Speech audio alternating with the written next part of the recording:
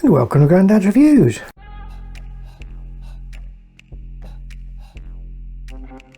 I thought after doing that last video looking at the X10 versus the X-E1, I thought, I wonder what difference there's been in the film simulations. As the X10 film simulations different to the X-E1, and I thought, oh, I know what I'll do, I'll throw the X-S10 in as the mix as well. So I've taken a shot of a set scene with the X10 using its film simulations. Now it hasn't got many, so I've used the same film simulations on the X-E1 to see how they turned out.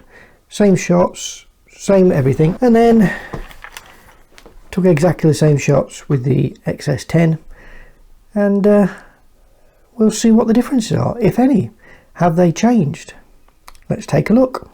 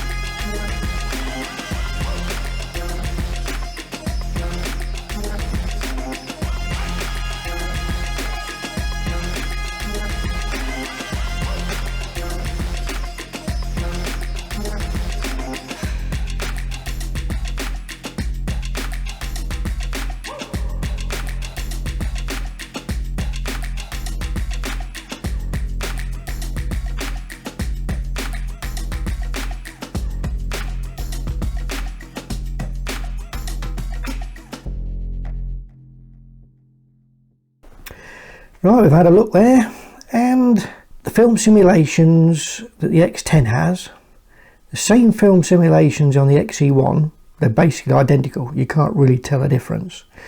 But the X-S10, the same simulations seem more saturated.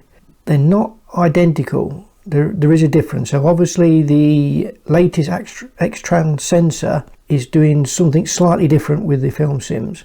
So if you're trying to match an image with the same film sim from a newer camera to the very first, you're going to be struggling. You're going to do quite a bit of editing. So that was just a quick test, just for the fun of it, and came out as quite an interesting result. If you enjoyed the video, give it a thumbs up, that helps the channel. If you want to see more videos like this, hit the subscribe button. Until next time, see you later.